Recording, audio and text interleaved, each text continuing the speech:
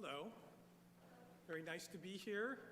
My name is Glenn Siebert, and pianist is Robert Duracco, and we're going to present for you 5 pieces by the Van Vleck family, who are from, I'm sure you already know who they are, but our first one is from C.A. Van Vleck. It's a song called There Is a Hope, and he was the Papa 1794 to 1845. The second piece we'll do is a piano piece called L'Amitié, and that's by Lisette Maria Van Vleck, 1830 to 1914. And the third piece we'll do is Skylark, and that is a song, and that's by Amelia Adelaide Van Vleck, 1835 to 1929. And our fourth piece is another piano piece. It's called Annie Schottisch, which is a Schottisch dance. And our last piece, and that's by Lisette, and our last piece also by Lisette is called Our Words of Love. And this is really indicative and representative of 19th century popular music, parlor music, but really very finely written, very well crafted.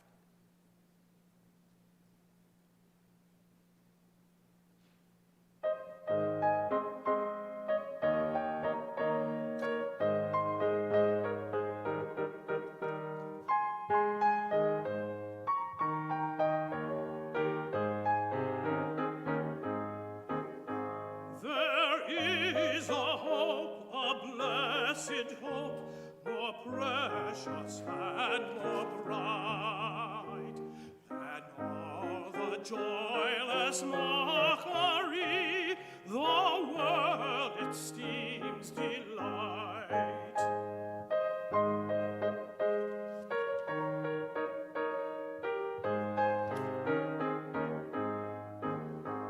There is a star, a lovely star, that lights the darkest gloom and sheds a peaceful radiance o'er the prospects of the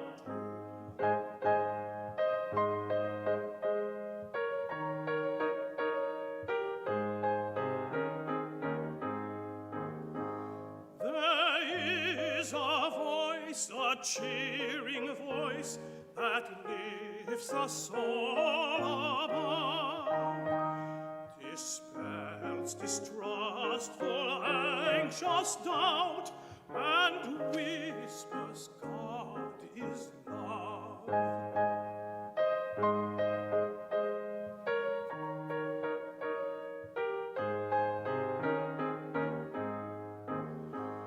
That voice is heard from Calvary's height, and speaks the soul forgiven. That star is revelation's light, that hope, a hope of heaven.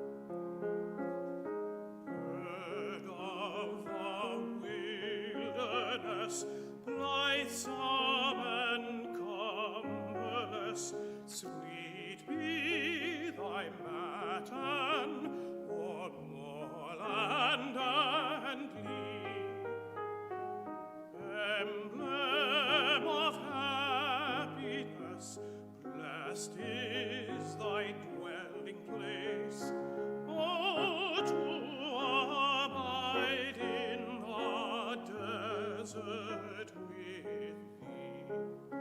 Tra-la-la, tra-la-la, tra-la-la-la-la.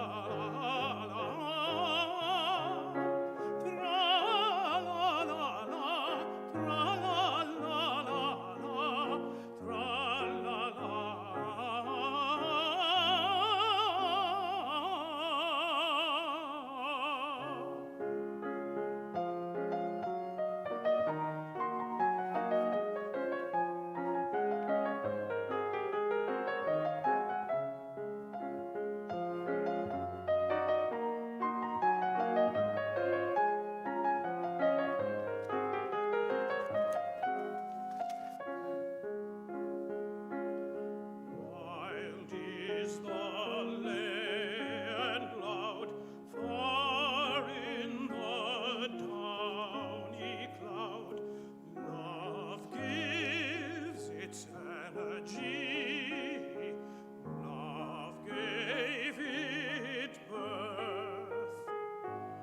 Where on thy dewy wing, where art thou journeying? Thy lay is heaven, thy love is on earth. Tra-la-la-la, tra-la-la-la, tra-la-la-la-la. Tra-la-la-la-la, tra-la-la-la-la.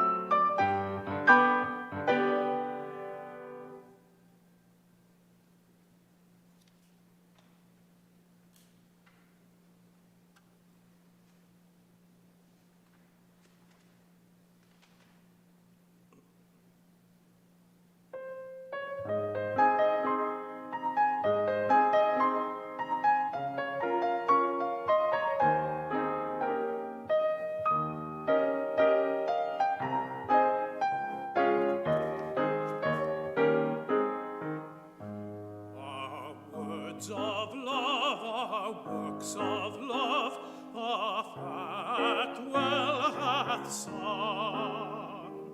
And while through life's trip path we rove, a kindly glance may a solace prove.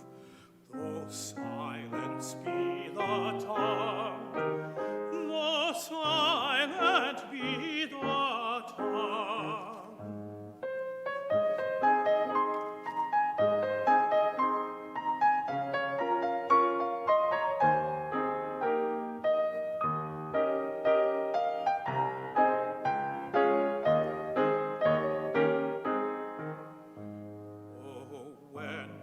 Sorrowing hearts anigh, who that sorrows not, let the kind language of the eye, like brighter paintings from the sky, be more the mourner's lot, be more the mourner's lot.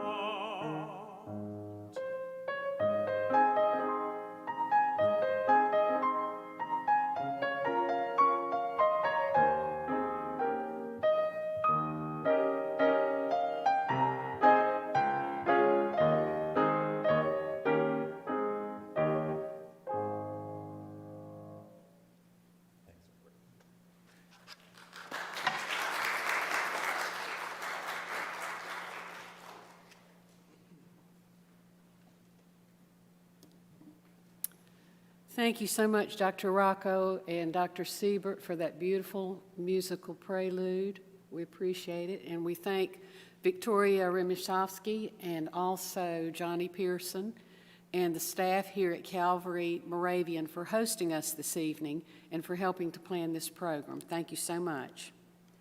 Well, good evening, and welcome to the 126th annual meeting of the Wachovia Historical Society. We want to say thank you for joining us in person, via YouTube, and thank you for your dedication through the years by being a member of this revered organization. You are the lifeblood of Wachovia Historical Society, and we appreciate each and every one of you. We would like to call on the Right Reverend Lane Sapp of Calvary Moravian now to come and give our invocation.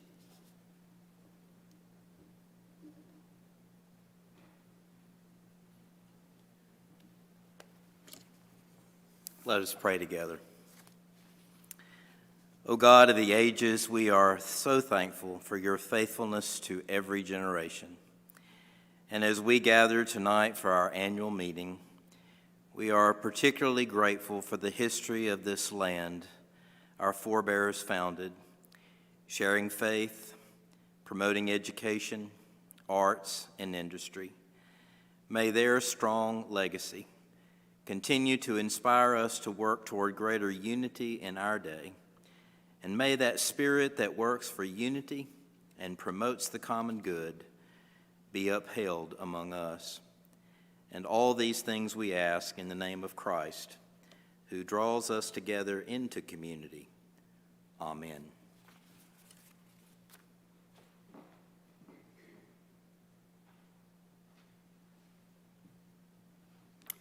My name is Michelle DeLapp, and I'm privileged to be the temporary leader of this organization. I love these folks who are on the board, and they've been working very hard this year to achieve some interesting and long-awaited projects. Under the direction of Paul Knaus and the Marketing Committee, we are redesigning our website. We hope to have that up by January of this coming year, and we hope you will tune in to see all the new features of our website. And there have been many, many hours put on the design of this website. We have also added additional software to help us with administration. And with Victoria Remishofsky as our chairman of the membership committee, we established a guild this year for those who would like to volunteer their efforts to the society. And the membership committee also established a very fun seasonal raffle, which I'm sure you've been getting emails on. And these raffles are to accomplish smaller but very important projects for the whole of Wachovia tract. And one of these is the Christmas greenery hanging. We're having a current, and I would be probably scolded if I don't say this, our current raffle is running through November the 15th. That's the deadline for ticket sales. And that will be to help hang greenery at Old Salem, which is a very, very important tradition. We certainly miss it when it's not there. So I would encourage you all to go on the website, and if you haven't already, order your tickets. And this is, you will get an opportunity possibly to win a carriage ride through Old Salem. So we are a volunteer board. As you know, we have no staff members.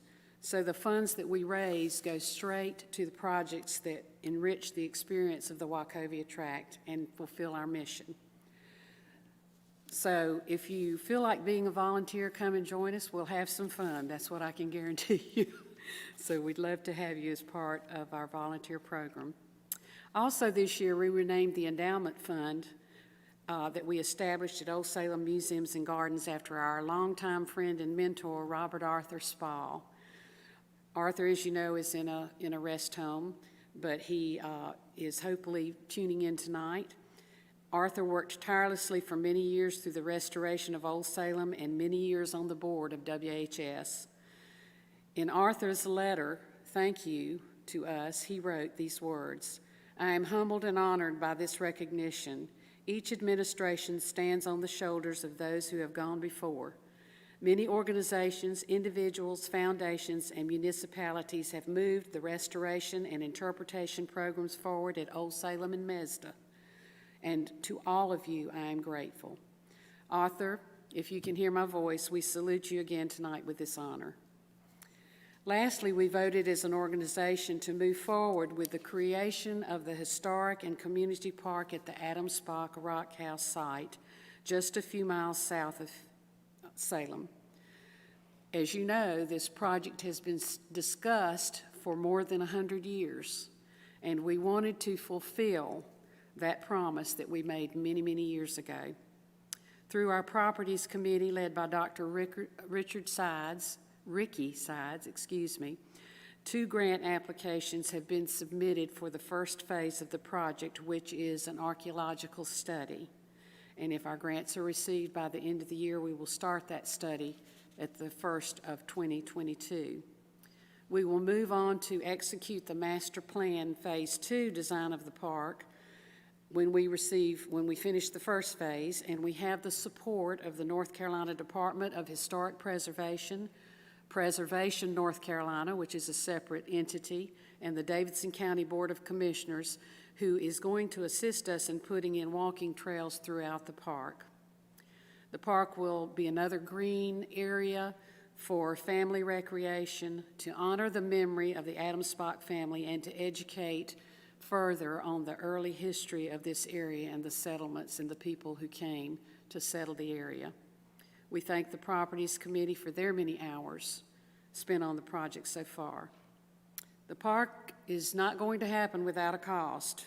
In addition to grants, we will be seeking the help of organizations, private foundations, and individuals who have a connection to and a love of our Moravian heritage. And certainly we'll have regular updates for you on our Facebook and website so you can follow the progress as we go along, and we hope you'll join us in this effort. Now to next year's program of work. Of course, we'll continue the park work. We'll continue the Guild. We are in the process of coordinating history programs through the collaboration with the Tar Heel Junior Historian Clubs that are established through the North Carolina Museum of History in our public schools. We hope to establish a scholarship fund for scholarships to be, or a scholarship to be awarded to an individual who's going to study history or historic preservation, or as a stipend to help an upcoming authored publication. We have designated funds for both the Rock House and the scholarship funds. So if either one of those is your area of interest, you have an opportunity to help support that. Lastly, we have established a long-range planning committee that will be held by, or that will be led by Paula Locklear, who's with us tonight. And she will give direction to our next 5 years of planning, program planning, and planning for growth for Wachovia Historical Society. And I want to thank you for allowing me to come before you and share what we've been doing. And now I would like to call on I.B. Sutherland to give the nominating committee report.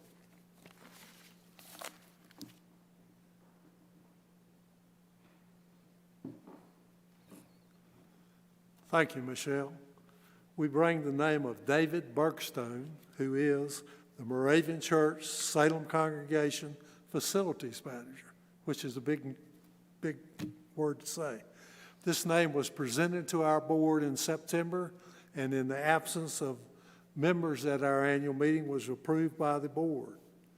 We also elected officers for the 2022 year: Michelle DeLapp, President; Jimmy Snyder, Vice President; Victoria Rimakowski, Secretary; and Carl Capp, Treasurer. I'd also like at this time to thank Mr. Johnny Pearson for his dedicated service for the 8 years of service to our society board. He served as chairman of the annual meeting and the Archie K. Davis Award Committee, which is a very important part of the annual meeting. And Johnny, thank you.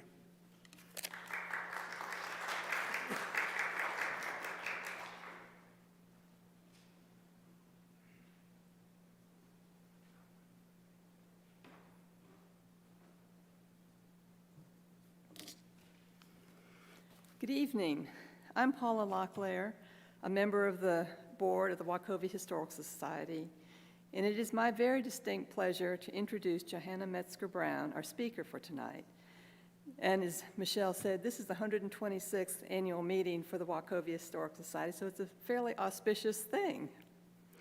Johanna is the curator of Moravian Decorative Arts and director of collections at Old Salem Museums and Gardens. She has a BA in American Studies and Anthropology from Salem College and an MA in History Museum Studies from the Cooperstown Graduate Program in Cooperstown, New York.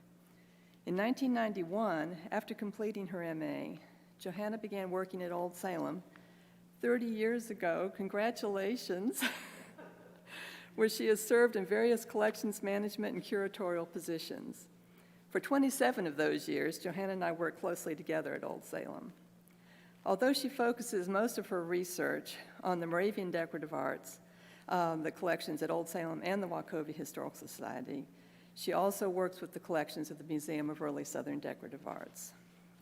Johanna has written extensively for a variety of notable publications, including Ceramics in America, the Journal of Early Southern Decorative Arts, the magazine Antiques, and Antiques and Fine Art. Her deep and extensive knowledge of Moravian decorative arts and material culture has also made her an invaluable part of the Old Salem exhibit teams, most recently for the Diane Furr Moravian Decorative Arts Gallery in the Frank L. Horton Museum Center at Old Salem, the Moravian Way of Health and Healing exhibit in the Doctor's House, and for the reimagining of the 1794 Salem Boys School as a learning hub on the Salem Square. Johanna lectures regularly on Moravian and Southern history, and material culture, and it's in this capacity that we welcome her here tonight. Because this is the 250th anniversary year for Salem Academy and College, and since Johanna is an alumna of Salem College and an advisor to the Wachovia Historical Society Board, it seemed very appropriate for her to combine her Old Salem, Salem College, and Wachovia Historical Society affiliations to highlight all three institutions. Her talk is entitled, "A Place of Peace and a Dwelling of Blessing, the Early History of the Salem Girls Boarding School in Commemoration of the 250th Anniversary of the Founding of Salem Academy and College." I know that we are all in for a treat, and so without further ado, I will turn the podium over to my good friend and former colleague, Johanna Brown.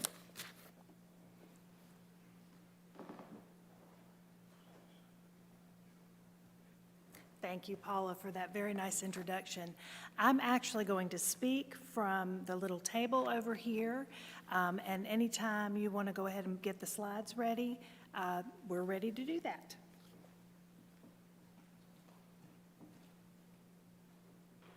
Well, as Paula said just now, the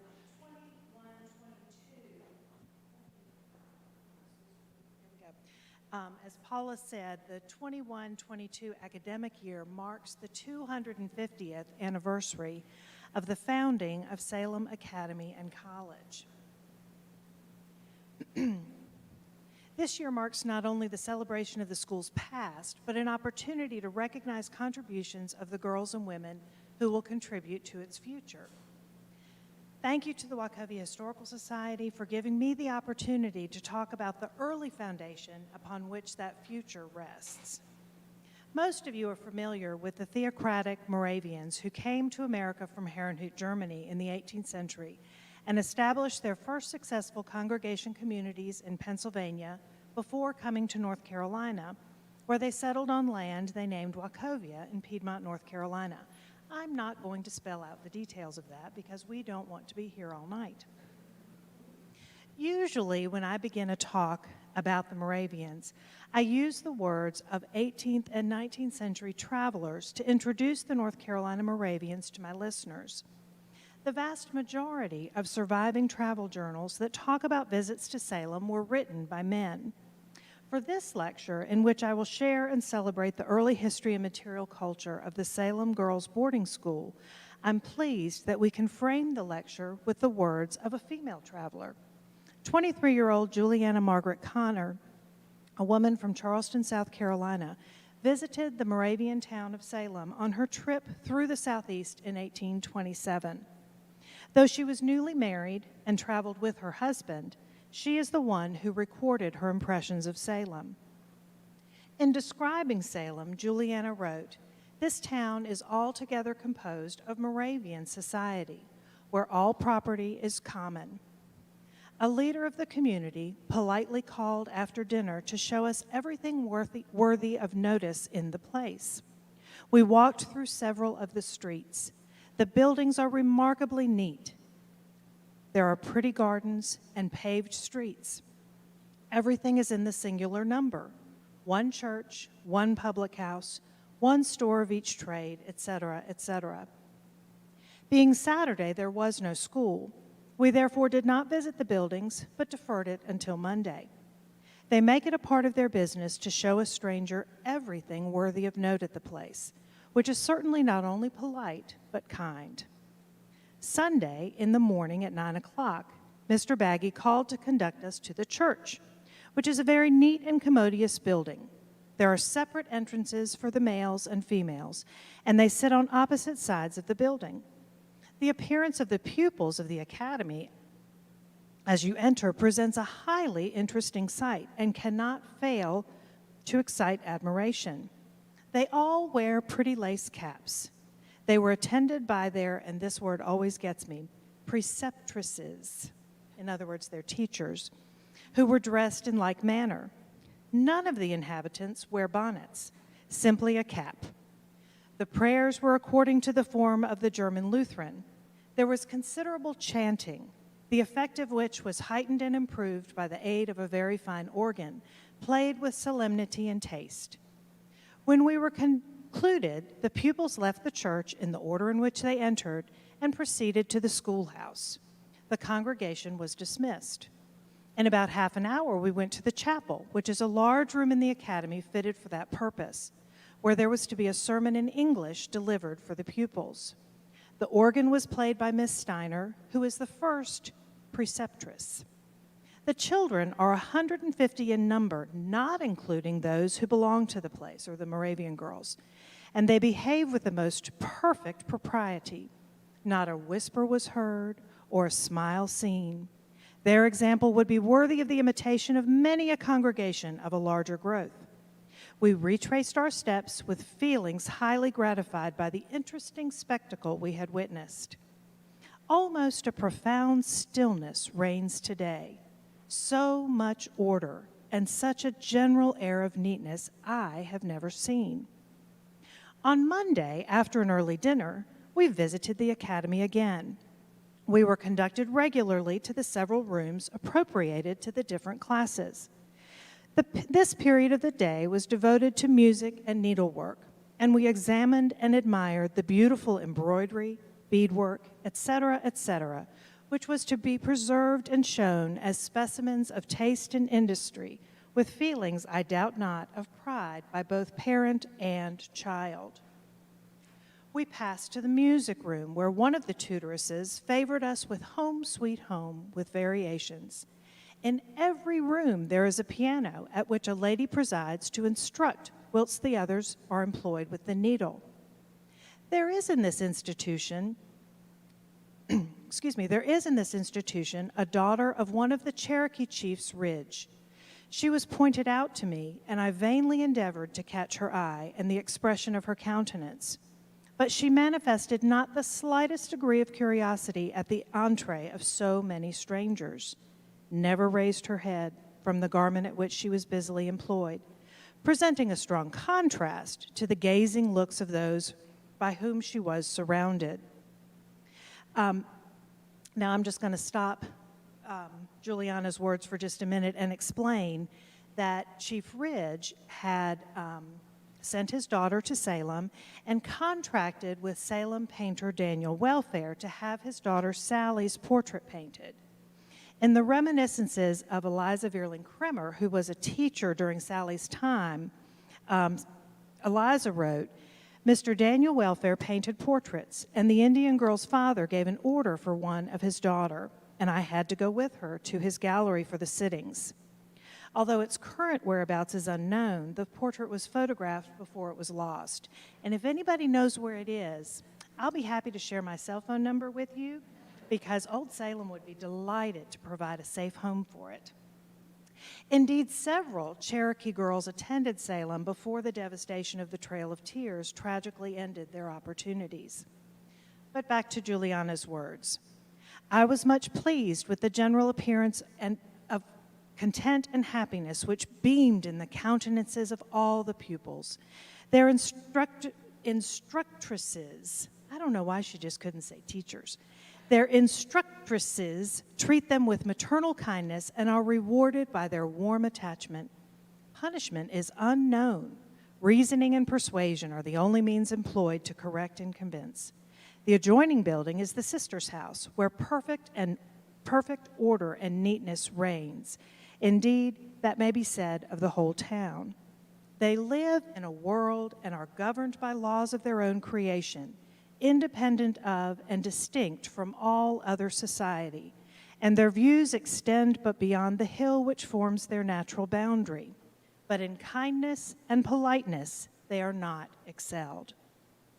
I'm sharing with you an abridged version of Juliana's description of Salem. Again, we don't want to be here all night, but it's striking to me how much of her description of the town is actually focused on her impressions of the academy and its students.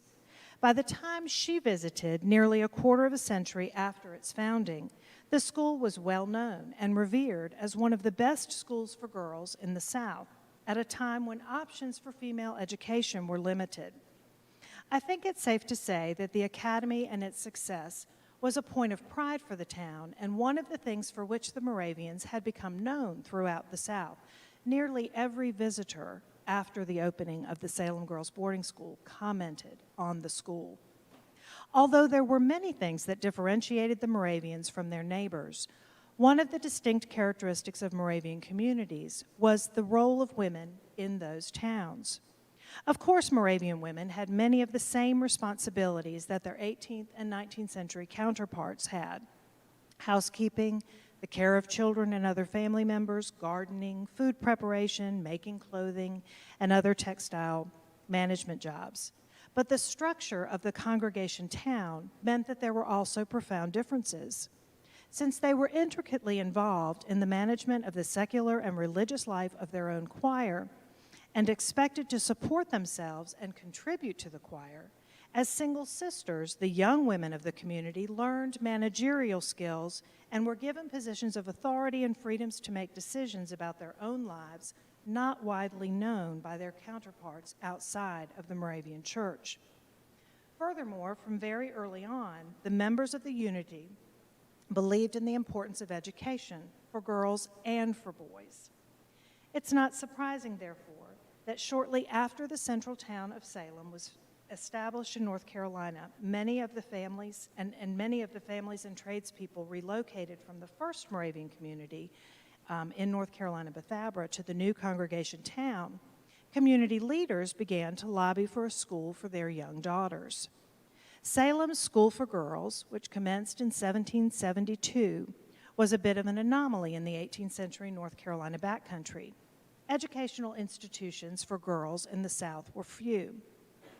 Elizabeth Ersteline, a member of the newly settled Single Sisters Choir, was chosen as the teacher, and the little school was begun in a room of the Gemein House where the Single Sisters had lived prior to the building of their own house. It could not have been much more than a daycare, really. Her first pupils were 2.5, 4.5, and 8. The records note that Sister Ersteline taught reading, sewing, and other skills, but did not teach arithmetic because she didn't know any. Now, I would argue that anybody who can sew or knit probably knows a little arithmetic, maybe not in a formal way. The hours were determined by the parents, so her teaching schedule was quite erratic. The sisters were charged for the use of 4 rooms in the Gemein House and given credit for the one used as a schoolroom, which I see as yet another bit of evidence of the importance the Moravians placed on education. Of course, it didn't take long for word to spread that the Moravians had commenced a school for girls and for outsiders to begin asking if they could send their daughters to Salem to be educated. The Moravians were no strangers to operating boarding schools for girls. The Moravian seminaries for girls in Bethlehem and Lidditz were well known as exceptional boarding schools for Moravians and non-Moravians alike, and Salem's leaders did consider the possibility. After all, they saw not only the profitability of such ventures, but also the opportunity to proselytize. The schools were considered missions of sorts. But in the 18th century, the leadership of Salem did not feel as though they had an adequate workforce for a large boarding school. After praying about the possibility of commencing a boarding school and consulting the lot, they noted in the records, quote, "On the advice of the Lord, we laid aside such plans for this time." Moravian students did come from surrounding Moravian communities, however, to attend the school. Such was the case for Anna Maria Samuel, an African-American child born into slavery in Bethabara in 1781 and baptized into the Moravian Church. If educating girls was unusual in the 18th and 19th century, offering an education to an African-American child of either sex was truly exceptional. But in the 18th century, baptism and membership in the Moravian Church secured certain privileges for the people enslaved by the Moravians despite their bondage. There wasn't a school for older girls in Bethabara where Anna Maria lived with her family. So in 1793, she joined the older girls' choir in Salem and in all of the activities of the other girls her age, which included school classes. Anna Maria was apparently following in the footsteps of, quote, "a little Negro girl," end of quote, of Adam Schumacher, whose name may have been Hannah. In 1785, the Salem Diary noted, quote, "Adam Schumacher asks that his Negro girl, about 10 years old, may be received into the school, for which permission is given."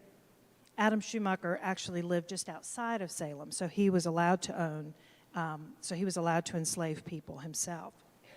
Finally, in 1802, with the arrival of Sister Dorothea Reichel from Bethlehem, whose father had been called to Salem to serve as pastor of the congregation, the school had a teacher well-trained in a larger variety of subjects, and one who could tutor other single sisters so the whole of the teaching staff could be more effective.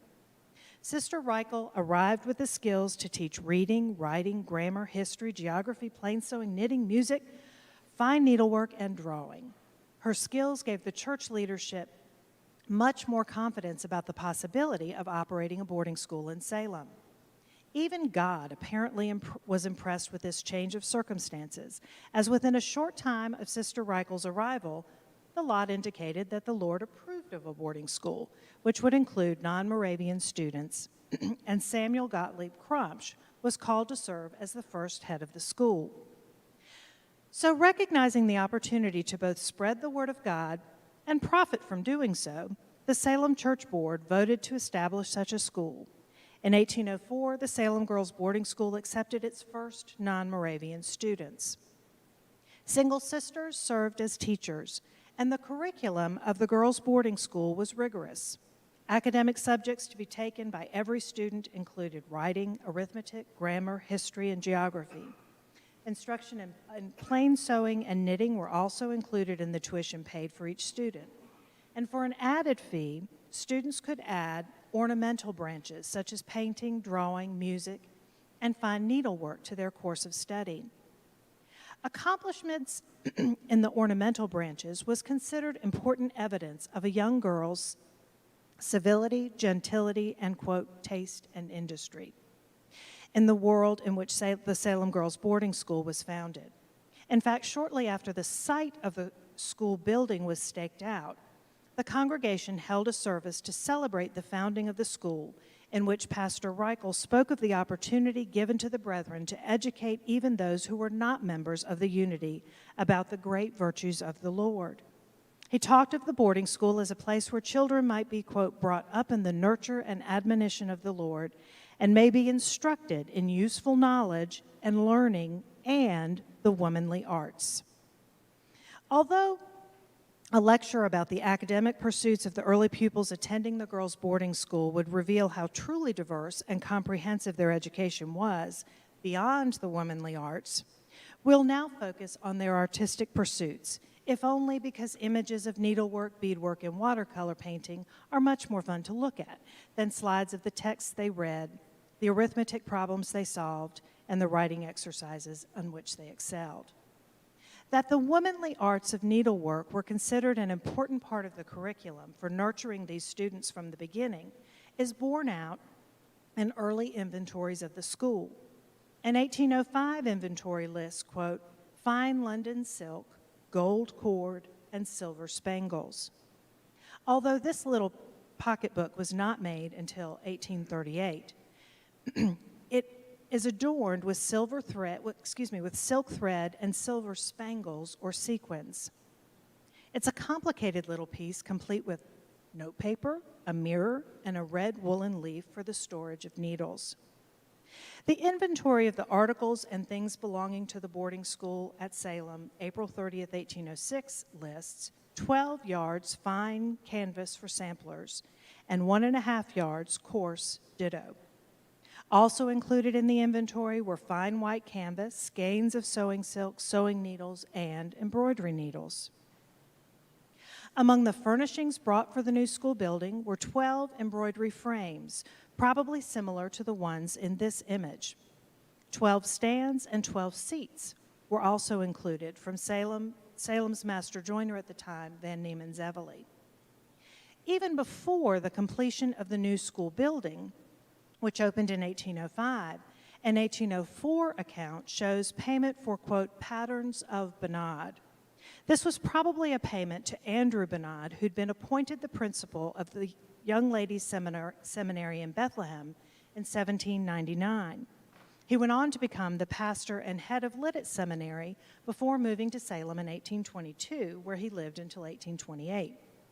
We can imagine that Bernard supplied not only materials such as needlework patterns, but also advice to Crumpsch on the operation of a Moravian girls' seminary. Orphan Peggy Allison, whose sampler you see here, and her sister Adeline were brought to the Salem Girls Boarding School from the York District of South Carolina in June of 1808 by their guardian, William Smith. On April 9, 1809, in a letter to William Smith from the Inspector Steiner reveals, quote, both the Allisons make progress, Peggy more with work of hand than with study of head. And indeed, if we look at Peggy's sampler, we see that she got a little distracted and included two M's, one before and one after the N, in the second alphabet at the top of the piece. Peggy included several motifs commonly seen on Salem samplers, including a central wreath with her name and the date that she probably completed the sampler, an oak tree, and a well, in addition to other motifs commonly found on German needlework patterns. The well motif is surely the most overtly religious symbol that many girls incorporated into their samplers, and is perhaps intentionally one of the largest and most prominent on Peggy's sampler. The object of the well and its product, water, figure heavily into biblical teachings with which the students at the school would have been familiar. Of course, we're all familiar with the story from the Gospel of John of Christ preaching the gospel to the Samaritan woman at the well who left her water pot, in other words, dropped everything, to then go spread the gospel among the townspeople. It's tempting to speculate that this symbol and this story had special significance to the female teachers at the school, whose mission was to teach, and possibly convert, impressionable young women and girls about the Savior and his gift of everlasting life. The story of the woman at the well is one of witness by a woman, the very thing the young teachers were called to do through their teaching at the school. Now, I'm not saying the single sisters were charter members of the National Organization of Women or were burning their corsets in the town square. But I can't help but wonder of the larger influence these Moravian women as teachers had on their young charges, who saw a choir and a school essentially organized and run by women.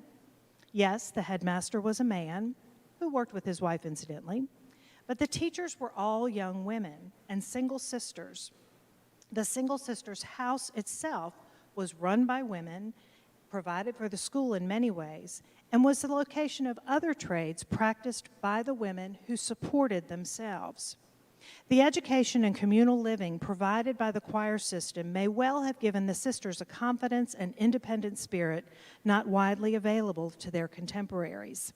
It's hard to imagine that the girls in the boarding school would not have noticed the role the single sisters played in governing themselves and as caretakers of their own spiritual health within the wider church community.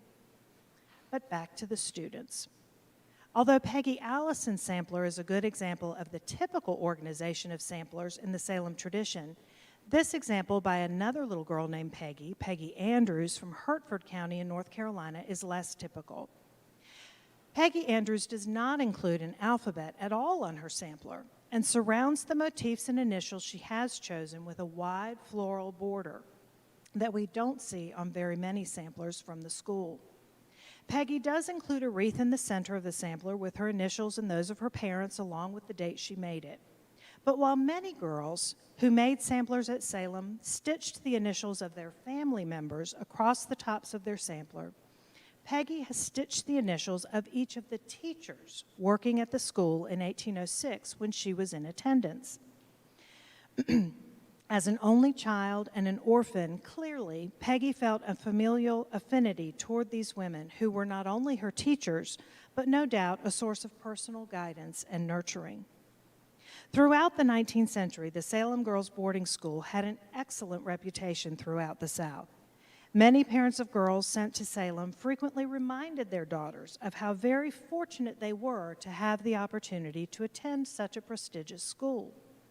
At least one student was not quite convinced of her good fortune, however.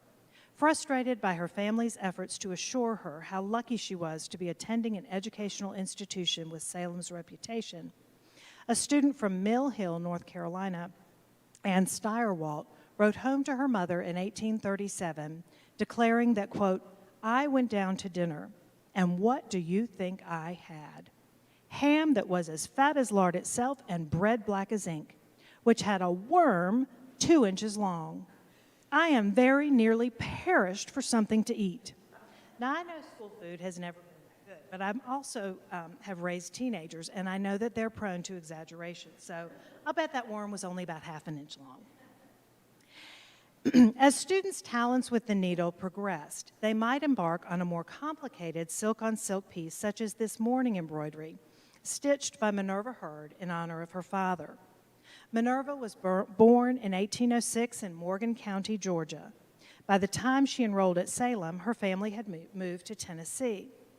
Minerva has used chenille and silk ribbon along with silk floss to create this multi-dimensional tribute to her father, who sadly died shortly after the young girl arrived at Salem.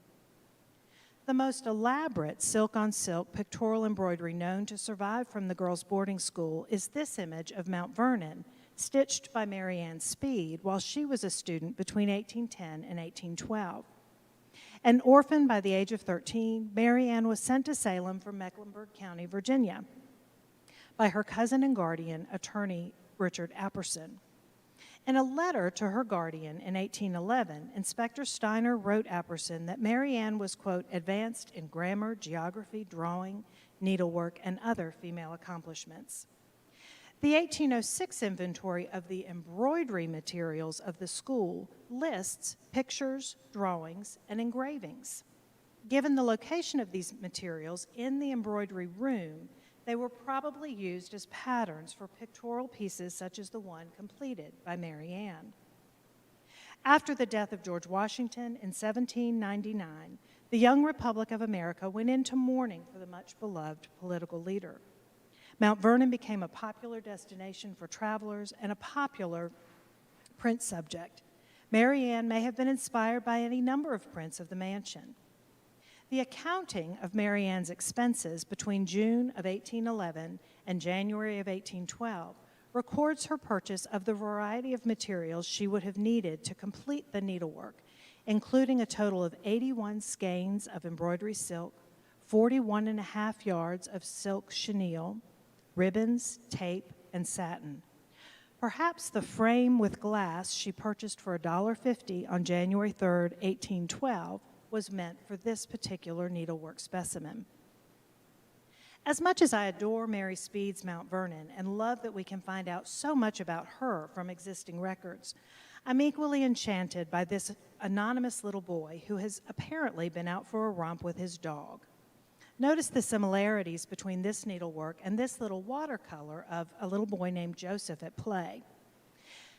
This little watercolor, or actually the woodcut that was eventually made from it, may have been the inspiration for the needlework that you see here. The composition of this piece, with the central scene enclosed in an oval wreath made of ribbon and crepe flowers, is typical of pictorial needlework pictures from Salem in the 1820s and 30s, like this one completed by Elizabeth Cloyd about 1830. Elizabeth was from Montgomery County, Virginia, and attended Salem between 1828 and 1830. She and other students, like the maker of the little boy, may have been inspired by little woodcut illustrations like the one I just mentioned.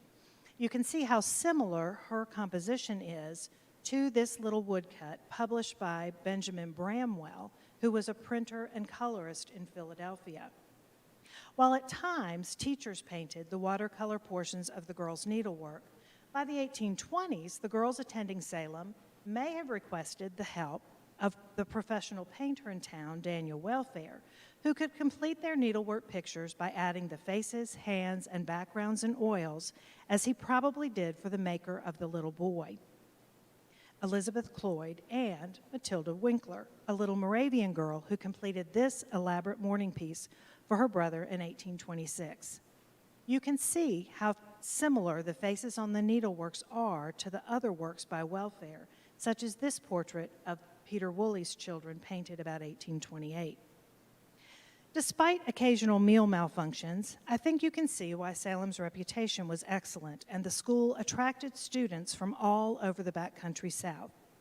For example, a young Sarah Childress left her home in Murfreesboro, Tennessee to attend Salem in 1817, in spite of the fact that the Nashville Female Academy had just opened a year before.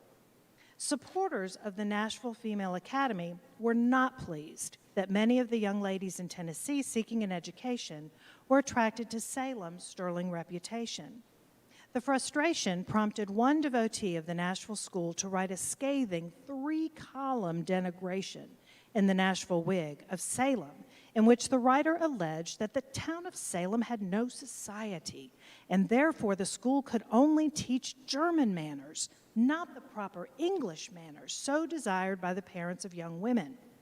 Of course, the writer proclaims the Nashville Female Academy offered the perfect polite education for the young women of Tennessee, and it warned parents of Salem students, quote, "Although you may in time destroy the effects of the sauerkraut on your daughters by the washes of modern times, I incline to the opinion that you will see its marks in the latest period of their lives."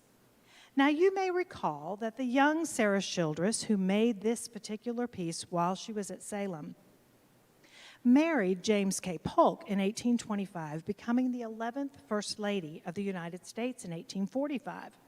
I don't know, but it seems like she might have learned something pretty useful while she was at Salem. While a student at Salem, as I said, Miss Childress completed this mourning embroidery. It may have been a tribute to her sister Elizabeth, who died as a toddler in 1814 before she and her sister came to Salem. Sarah used several symbols that are evocative of mourning and death, such as the monument in the center, as well as willows and evergreens. She used many of the materials to execute her fine needlework, such as satins, silk, the satin ground, chenille, and silk embroidery thread that other students used, but unfortunately, her actual student records are not to be found. However, the records that record the expenses her father paid for her to attend Salem do still exist. As needlework fashions changed, the teachers at Salem kept up with the newest trends and offered students the opportunity to learn to incorporate newly fashionable materials and to learn new techniques. An 1836 letter to Brother Jacobson, then inspector or headmaster of the school, from a Boston merchant from whom Jacobson hoped to procure supplies for the school, illustrates some of the other materials the girls were using in their work further into the 19th century, and puts what Salem girls were doing in context with what others were doing other places at the time. The merchant writes, "Dear Sir, a letter from you requesting us to inform you if we sell English and German worsteds is at hand. I do deal quite largely in many articles of the kind used in embroidery. The English worsted, we always have a large quantity on hand, as well as the fine German or ladies' zephyr, which is, examples are pictured here. That's also a worsted thread to use. The chenille cords are an article never inquired for, or at least very seldom, and we have none of them on hand. The marking silk is another article never asked for, and we have not. Patterns for worsted work and etc. we always have on hand and sell them at as low a price as anyone as we import them ourselves. The reason why we have not the other articles is that they're not used here. Frequently, the work most done in one place is not known in another. At one time, the rage is for beads, at another for embroidery, at another worsted work. In Philadelphia, animals and birds are almost the only designs for working in worsted, while with us in Boston, it is impossible to see anything but flower pieces. And here we have some patterns, Berlin work patterns, that the students used at Salem. While this letter suggests that the chenille and silk Salem students used to create the elaborate needlework pictures like the ones we've looked at had gone out of fashion in Boston, the rage for Berlin work embraced by Salem students and teachers, evidenced by the wide variety of extant patterns and examples, was clearly fully embraced. From a piano stool made by Julia Amelia Conrad, a Moravian student from Bethania, to shoes. This is the piano stool, and this shows the pattern that actually still is in the collection of patterns from Salem that matches exactly her stool. They also made shoes and tops to boxes, as well as things like belts. The full variety of Berlin work projects was endless, and the brilliantly hand-colored little patterns are artworks in themselves. Although the school purchased the Berlin work patterns already painted, from the earliest days of the school's operation, watercolor painting was yet another form of artistic expression that the young students at Salem were encouraged to master. They seemed to concentrate their efforts on painting delicate floral sprays like the ones you see on the right.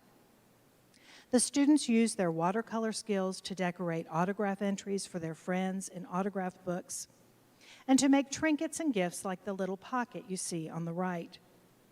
Surviving evidence suggests that just as the students used the needle skills they acquired while at Salem for the rest of their lives, their painting skills too gave them something to create and decorate objects of adornment and decoration for themselves and as gifts to others.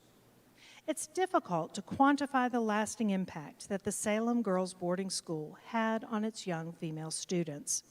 Moravians and non-Moravians alike thought very highly of the school throughout, well, even today, continue to think so.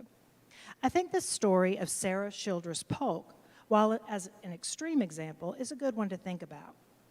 The education Sarah received at Salem was apparently a good one, and was no doubt a credit to her in her role as First Lady. In fact, Sarah Childress Polk is the first First Lady who had a formal education, and much of it she received at Salem.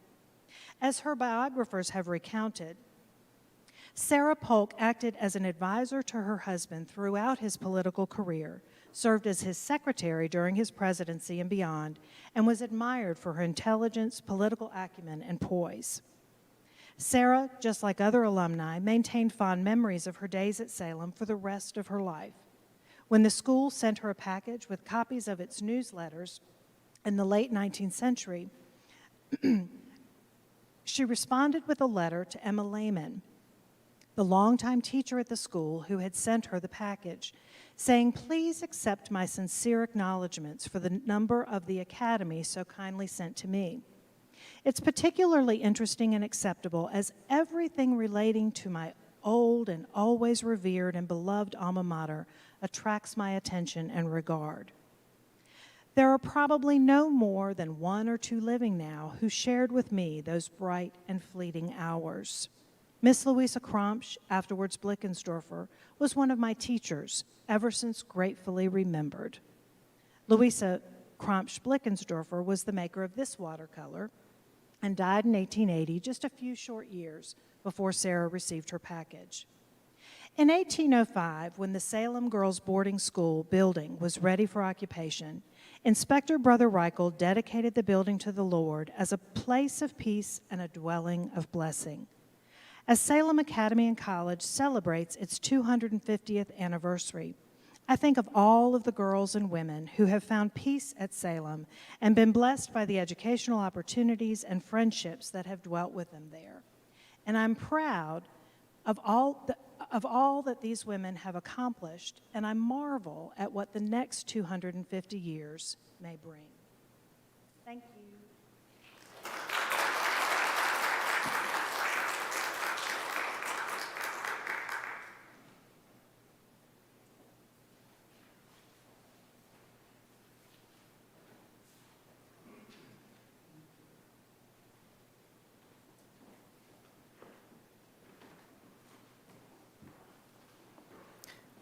Mr. Martin, if you'll please change the projector. Thank you.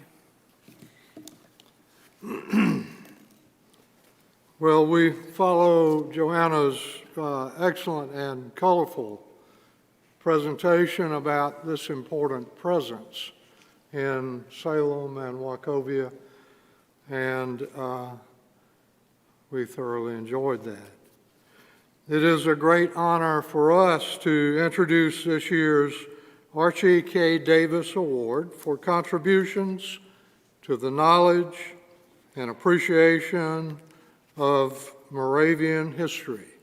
Let's begin. Herrenhout has the Moravian Star Factory, and we have Mrs. Haynes Moravian Cookies. What great evangelism. The hands behind Mrs. Haynes' handmade Moravian cookies are the founders, Eva and Travis Haynes. For over 60 years, this power couple has made a significant contribution to the knowledge and appreciation of Moravian history through the deep sensory experience of their handmade Moravian cookies. Mrs. Haynes cookies are Moravian ambassadors like no other. sending Moravian history across the globe by the paper-thin millions. Eva and Travis's lifetime has been devoted to building an important and successful local business with broad outreach based on Moravian history and tradition. Eva and Travis Haynes are deeply rooted in Wachovia through their Moravian ancestry and are active members of Friedberg Moravian Church. Both descend from Adam and Maria Spock, founders of Friedberg. The cookie factory is located on Eva's family farmland along Friedberg Church Road, just south of the Adam Spock Rock House site, the significant property of the Wachovia Historical Society. Mrs. Haynes Cookies is a family business that grew out of Eva's mother's Christmas time enterprise of supplementing income from their small dairy farm with Moravian cookies. Her mother, Bertha Crouch Foltz, baked old family recipe Moravian cookies with Eva by her side. In 1960, Eva took over all the baking when her mother's health failed. The business grew by word of mouth, and the first bakery building was constructed in 1970. Travis and Eva have overseen 7 expansions, and the cookie factory is now more than 30,000 square feet of manufacturing, warehouse, and office space. A large parking area for customers is outside. Annual production at Mrs. Haynes Cookies is approximately 10 million cookies, each carrying the Moravian story. Sales include retail at the cookie factory and mail order to 90,000 customers in all 50 states and 30 countries abroad. The cookie factory bakes year-round, and Mrs. Haynes Cookies are the only Moravian cookies to be completely produced by hand. The retail area of the cookie factory includes photographs, newspaper and magazine stories, various artifacts, and items of interest. Travis Haynes' signature walking sticks are handcrafted works of art. The retail area also features the production process. Large plate glass walls line the room and provide viewing for each step of cookie making. The production process is mesmerizing as the artists in aprons deftly roll out the dough into paper thinness on their custom-built angled rolling boards. In flashing speed, they cut the dough with 10 cookie cutters and lay each cookie out precisely onto cookie sheets. The cookie sheets go into large ovens at the back of the room, and the pans emerge with perfectly baked Moravian cookies. They cool and are then packed into tins and tubes, all by careful hands. Mrs. Haynes Cookie Factory is a significant employer of women in the Forsyth-Davidson County area. Eva is a 7th-generation Moravian cookie maker and has trained all to the art of the Moravian cookie tradition. Mrs. Haynes' Moravian Cookie Factory is also a unique tourist destination for locals, visitors, and travel and food writers. Visits are so popular that scheduled tours are available to school groups and community organizations. In the Moravian tradition, Mrs. Haynes' Handmade Moravian Cookies is a family business built on excellence of quality and customer service. Eva and Travis's children, Mona Haynes Templin and Mike Haynes, have followed their parents in the management of Mrs. Haynes Cookies, with the next generation coming along. Eva and Travis continue to live in their home up the hill from the cookie factory and provide the support and wisdom of their experience. They also regularly host family and friends for home-cooked meals. The website is full of information, and the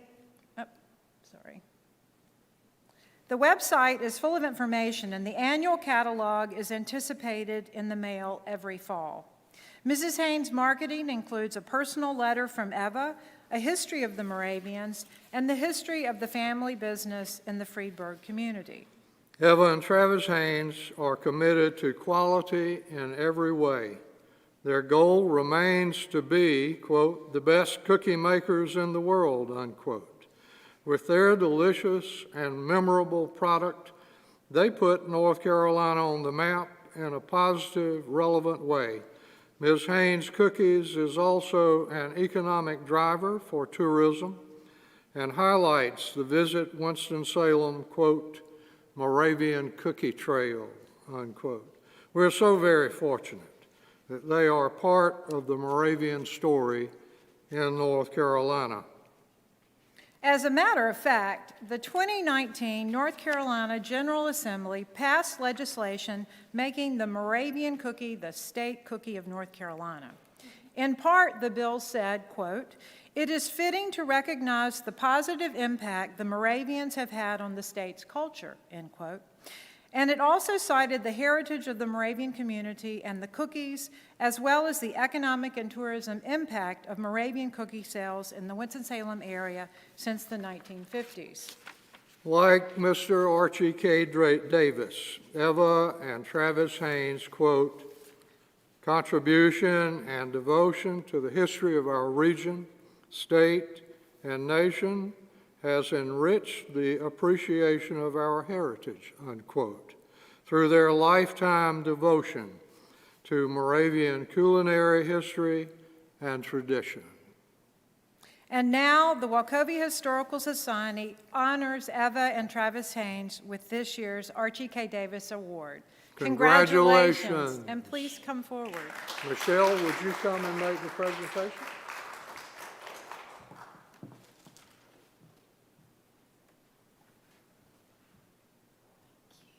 Will you all come Eva forward? and Travis, Welcome please forward. come.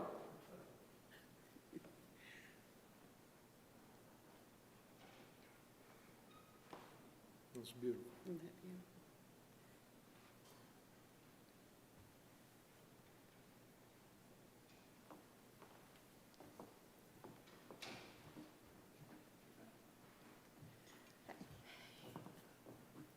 Eva and Travis, we take great pride in delivering to you this special award, and congratulations for a well-deserved award. Beautiful. Beautiful Moravian plate. Yes. Thank you very much. You all want to make some comments, step right up there. Oh, dear. Oh, I'd like to thank you very much. We are missionaries with cookies, I guess, because we've let thousands and thousands of people through the United States and all over the world tell about the Moravian Church, because when we send out a brochure, it also has the history of the Moravian Church. And as I said, I was a Moravian born, Moravian bred, and when I'm dead, I'll be a Moravian dead. But my family has been very active in the Moravian Church my entire life, and I have too. And I love the Moravian Church and what it stands for. And so, Travis, would you have something to say? Just a word or two. This is very special to us because having known Mr. Archie Davis and Ms. Davis, they not only were customers, they were friends.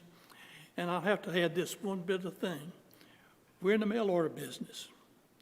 Mr. Archie Davis was instrumental in getting us our first start in the mail order business. We were doing a little mail order, but he got his friend, Dr. William Friday, to come up and do a field production at our home and bakery, and this was actually the biggest boost we could get in starting out in the mail order business, and we're very grateful. And I will say they were strictly a gentleman and a lady. I love them both.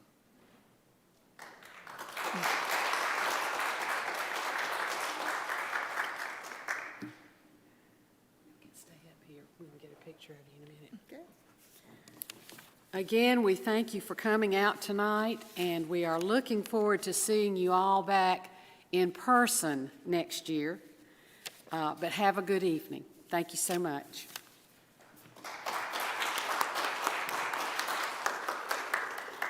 And I'd like to say, too, our children have supported us all through these years, and they're all 4 here tonight.